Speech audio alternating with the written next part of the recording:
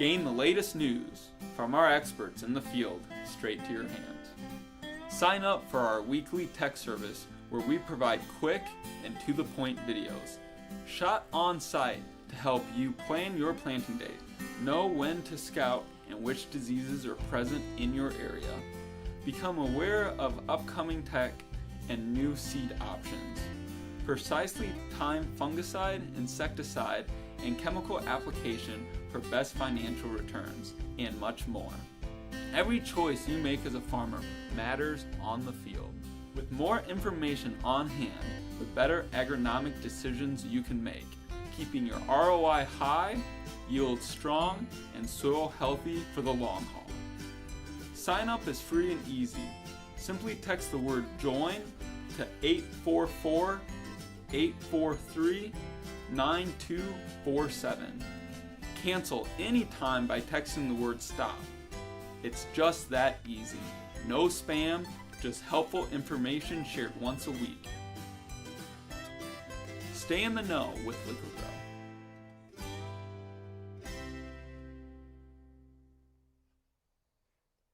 Good morning. Thank you for joining us and welcome back to the Liqui-Grow Lead Academy. I'm John Tinsman, Director of Procurement for Liqui-Grow in Twin State, and I'm here with Curt Strubhar, who has spent 29 years with advanced trading, and before that was at Dow AgroSciences. He has his degree in agricultural economics from University of Illinois, and we are here today to talk about the grain markets. Good morning, John. It's always a pleasure to be here with the Liqui-Grow team and visit with your clientele. So we've seen that the DS24 corn just broke below 460 yesterday, which is a big level. What do you have to say on what we see prices as today? Sure. The corn market as a whole has been in a negative slide really since about the middle of last summer of 2023. We started the growing season with some issues in places last summer, and by mid to late June, felt like we had a lot of crop risk in the central part of the country, and then started to get some rains, eased up our production concerns here, saw weakening demand globally on top of that, and now have ended up with some pretty good overall production in South America, and we'll talk a little more on that as we get going here, but combination of all of those things has shifted us from what had been perceived to be a relatively tight carryout at the end of the current marketing year to one that's actually become quite comfortable, and the market's price reaction is really reflecting that. What percent of, do you think, farmers' DS24 corn production has already been hedged in the markets today? Sure. It's a lighter number than usual, maybe not by a huge degree of magnitude, but generally most of our commercial grain clients, which would be the grain elevators buying new crop corn from producers, most of their new crop books are relatively light. Now, producers may have their own outside hedges in place on some of that. We're halfway through the crop insurance pricing window for the month of February here. So there is some marketing that's being done, but by and large, the producer has a little more exposure now on new crop corn than he or she would have in your typical mid-February scenario. Are the years when you see hedging a little bit lighter on corn prices, do you think historically you usually see a sell-off into when the farmers actually go to sell it, or do you think it just depends on the variables? So that's a very open-ended question, of course, and the variables, a lot of the variables do come into play. So you're going to find examples where something happens, say late in the Brazilian growing cycle, that gives us a little price rebound or some unknown like that, which is really what the producer's kind of hoping for in holding ownership of old and new crop corn. But generally, lower prices tend to lead to lower producer selling, all things equal. And so that is sort of a self-fulfilling scenario, where we do end up on the lower end price-wise when producer selling has been light throughout the marketing year. Interesting. So for our viewers out there, nobody can tell the future of prices, but the best option that we have to look into the future is the futures market and the options connected to it. The options connected to it tell a story of what is the expected volatility in the prices to come. So in the last couple of years, we've seen corn prices double in value. We've seen them lose a significant amount of their value, spike back up again. So they've been very volatile. But Right now, the future or the options volatility expectations are quite low, right, Curt? They really are. From a historic perspective, the volatility, as John notes, is historically low. And again, all else equal, that's an expectation not for price direction, but an expectation for how much we'll see prices move, intraday, intra-week, intra-month, for example. And if the options market perceives that we're going to have a lot of days or weeks when corn is up 40 cents and then maybe down 30 the next week, things like that, volatility levels would be high in the options market. And today, as John noted, they are quite low, which just suggests a lot of stability in the marketplace. And that tends to happen fundamentally when we've got fairly large ending stock scenarios. And it's because the corn market knows that we could lose 100 million bushels production somewhere or gain 150 million bushels of demand somewhere, and we're not going to threaten the ending stocks to become a tight scenario. So that's very much the environment we're in at the moment. Is there any way growers can use low volatility at this moment to their advantage? They really can. So one of the advantages of lower volatility in the options market is, again, all things equal, options prices will be lower as well. So to go execute a new crop December 24 corn put, which is something that would protect a producer against lower prices to come from today, again, all else equal, the price of that option is going to be lower than it would if we were in a higher volatility scenario. And generally, if you've heard me speak at any of the Liqui-Grow meetings, we're really an advocate of using the options for a marketing strategy.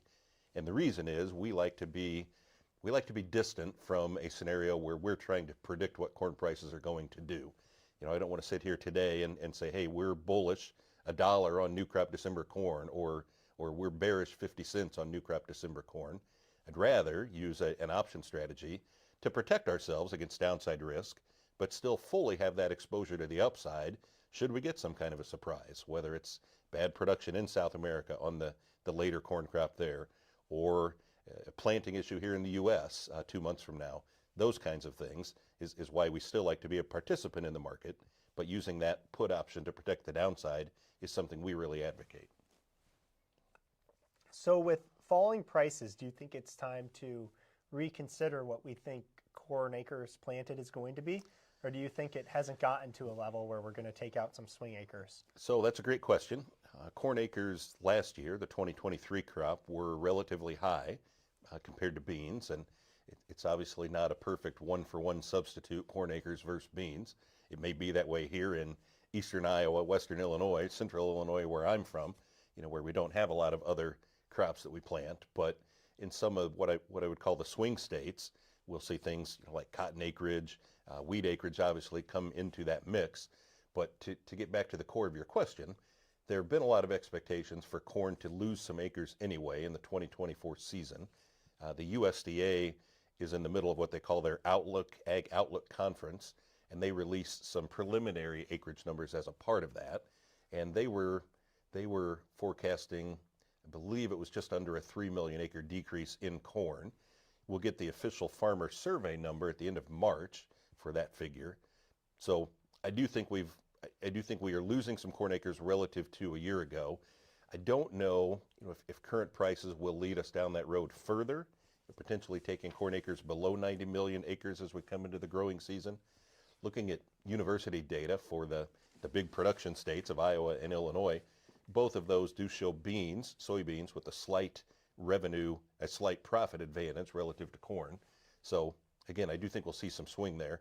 I'm not sure we'll see that swing be maybe as dramatic as what it could be. Interesting. So where do you see the future of grain prices long term? So one of the things that we like to keep in the back of our mind to get producers to think about is the U.S. is becoming more and more of what we call the residual supplier of all three big commodities, so corn, beans, and wheat. And we've been the residual supplier on wheat for quite some time globally. We've gotten towards that on soybeans as the Brazilian production levels have come up so sharply over the last 30 years. We're starting to get there on corn as well. And what residual supplier means is we're no longer the first one through the door to supply the globe with their import needs. Other countries can produce cheaper grain And they also lack some of the storage and transportation assets that we have here. And while that sounds like a negative, we'd like to be the #1 supplier, right, in all things globally. But by being the residual supplier, we do get rewarded for the asset base that we have here in the U.S. The transportation system that we have, which is still second to none. The storage system that we have here, the ability to keep grain in good conditions, things like that. And the return on that flows through the value chain back to the producer. So there is some advantage in being the residual supplier. To bring that back to the actual question here, in being the residual supplier, we become less of a scenario where, a bump up in Chinese imports, for example, where that kind of a thing would end up being as bullish to our prices as what it might have been 10 years ago or 20 years ago. So we get a little stability there. And then when the world really needs to come to the U.S. to buy grain, and we end up with a big export year, that's when we get through a kind of a prolonged higher price scenario like we're coming off of here. To go back 15 years ago, we had relatively high prices in the 2010, 2012, 2014 era, and then had a prolonged spell of lower prices. And then the last 3 or 4 years, we've been back on the higher price end. We may be heading towards a lower price scenario here, but we're always one crop problem away from going back to another high price scenario. But today, things look fairly comfortable from a stock situation, both domestically and globally, which makes it harder for someone to want to go argue a very bullish price position. So in the latest CPI report, so the Consumer Price Index, we saw inflation came in hotter than expected at 3.1%. This pushed the Treasury yields up, the 10-year Treasury yield up to 4.3% would be the interest rate the government pays to borrow money. And it also has some effect on commodities in particular. Do you want to touch on how the CPI can have an effect on grain prices, other commodities in general? Right, absolutely. There are a lot of dynamics that come into answering that question. One of them is just the simple value of the U.S. dollar relative to other currencies globally.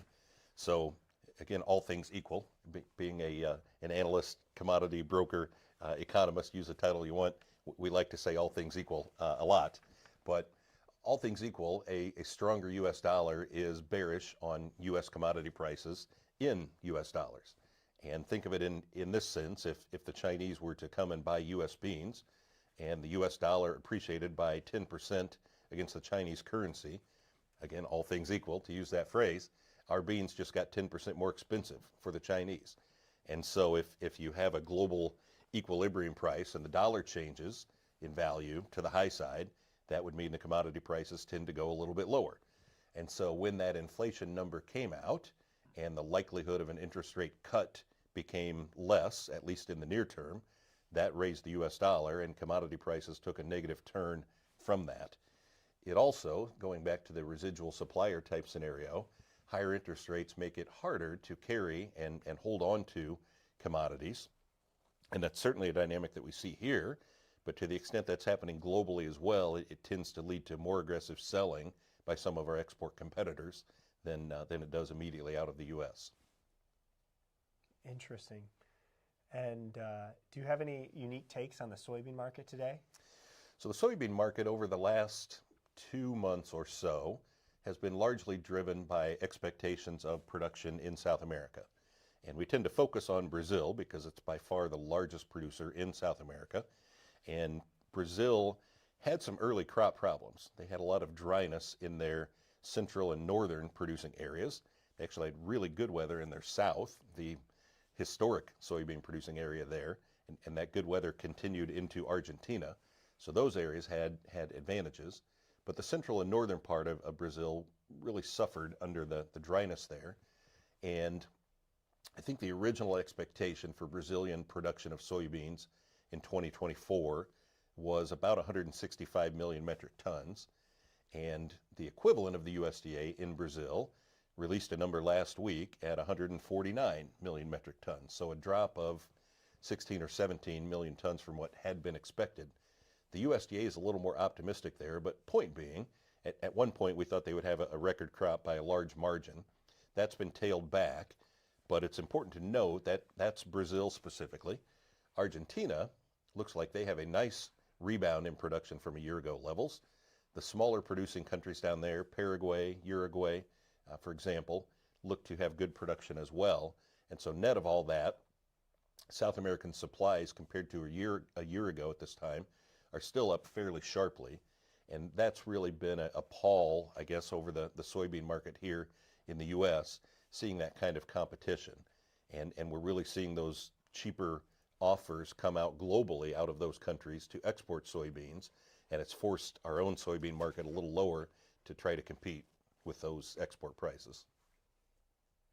Now, as we see interest rates potentially fall as inflation comes down, do you expect that to affect the corn market's contango and the carry prices? Sure. So the contango and carry that John refers to there is the difference between a nearby futures contract, today being the March, for example, and a deferred futures contract like the December. And today, that discount is fairly high from a historic perspective, March to December. We actually have, again, what we call carry in every futures month leading up to and through the December. So March is cheaper than May is cheaper than July, cheaper than September, cheaper than December, effectively, as we look throughout that. And a whole lot of things go into the market determining what fair market value is of those future spreads, but interest is a big part of that. So we went through effectively 10 years, maybe a little more, of a zero interest rate policy to where the futures market didn't have to incorporate much of a cost of money into it because there wasn't much of a cost of money. Money was cheap, and that was by design at the time. The Fed, the executive administration, et cetera, all wanted that low interest rate environment to incent growth. And now, especially after all of the injections of money during the COVID scenario, we've got a Fed that's trying to do the opposite. It's trying to slow the growth, or to put it more appropriately, perhaps slow inflation. And so, again, all things equal, to keep using that, as interest rates fall, we do tend to see a lessening of the carry that the futures market is paying from one month to the next. It doesn't change the net incentive to hold grain. It's just incorporating a different interest rate into one's calculations. Interesting. And what is the carry in the market today? So the March to May contract is 12 to 13 cents carry. May to July is a little less than that. July on to December, without looking at a futures quote, I think is about 21 cents today. So net of all that, it's a lot of incentive to hold corn ownership. Again, that's irrespective of one's local markets. A strong local cash basis could take away all of that carry pretty easily. But there are a lot of country elevators that are starting to figure out logistically how they can keep an extra 1 million bushels, 2 million bushels in storage through the summer into the new crop marketing year, which is something they really wouldn't have been planning 2 months ago. They would have planned to have been empty in that May-June timeframe. Interesting. So 20 cents on corn, I mean, that sounds like over, annualized over 11% or 10% possibly in certain scenarios, in the local market at least. Right. Yeah, the gross return is pretty strong to do that. And then obviously each entity has its own interest rate, but those that have a more market-based interest rate, something closer to prime and not a big premium, recognize that incentive. And it's been a while since they've had a good incentive to carry ownership, like appears to be developing in the corn market. Do you have any other topics you think that are having a strong impact on the grain markets right now? There are two other things I would bring up to talk about there. One is just global geopolitical issues, and we've got a lot of those, right? We still have the Ukraine-Russia conflict going on, and I will say that since that started, 2 or 3 Februaries ago, since that started, the ability of Ukraine to continue to ship commodities out of their ports has exceeded anyone's expectations. The markets went absolutely crazy when Russia invaded Ukraine, and wheat prices in particular, skyrocketed, and the CME had to actually petition the CFTC, which is our governing body, to allow for a change in wheat price limits intraday, because they were worried price discovery wasn't occurring because the market was so volatile in that time frame. And the fear was that all of a sudden that wheat would not be available to the global market. And again, it's shipped much better than anyone would have expected. So Ukraine has continued to supply wheat and corn, and to a small extent, oil seeds to the global market. Again, much better than expected there. So we've got that kind of volatility. We've got China continuing to raise issues with Taiwan. I can't imagine a scenario where the U.S. decided we weren't going to ship things to China, but that's always at the back of everyone's mind. So the world has a lot of volatility going on, and a major blow up politically would change the markets pretty quickly. So geopolitics would be the one thing. The other would be transportation issues globally. The world has two major shipping canals, the Panama Canal and the Suez Canal, and they both have some pretty big issues right now.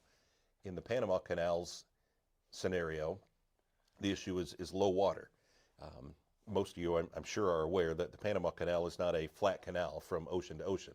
It's a system, it's a canal that ships have to lock up and lock back down, going from east to west or west to east, and that canal is fed by a lake, and that lake is suffering from some low water levels. Rainfall levels have been poor there, and so there have been a lot of both backups of shipping and a lot of non-traditional type moves. So we've seen some of the Central American countries importing grain onto their west coast, where ordinarily they would import it on the east. And so if we're shipping that grain out of the P&W, out of our Portland, Seattle, Tacoma area, then ordinarily that would get through the canal, hit the eastern ports there in a country like Guatemala, and instead we've seen shipping to the western part. We've seen more shipping around the Horn of South America than we normally would. And so none of those things are insurmountable, but they really slow the transportation timing, and slow timing ends up being expensive timing. So Panama Canal issues there, and on the Suez Canal side, it's more geopolitical, but we've seen ships being attacked, we've seen rockets fired at ships, and a lot of the major shipping companies have really pulled back their willingness to even transit the Suez Canal. So that too, when ships have to go around the horns of South America, South Africa, for example, that really adds to that shipping cost. And who knows how long it'll be till some of those things are solved, but generally speaking, that puts the U.S. at a bit of a disadvantage to some of the Far East business, some of our traditional corn and soybean destinations like China, Japan, South Korea, Taiwan, etc. So those would be the add-on things I would mention, because they're a lot harder to predict or follow in terms of normal grain marketing fundamentals. So if there was a peace deal in Ukraine, between Ukraine and Russia, would you expect the futures market to react that negatively if you already feel that they are able to export their grain quite successfully? Yep, that's a great question. I would expect a negative reaction, but it certainly wouldn't be expected to be comparable at all in magnitude to the positive price reaction that we saw when that invasion started.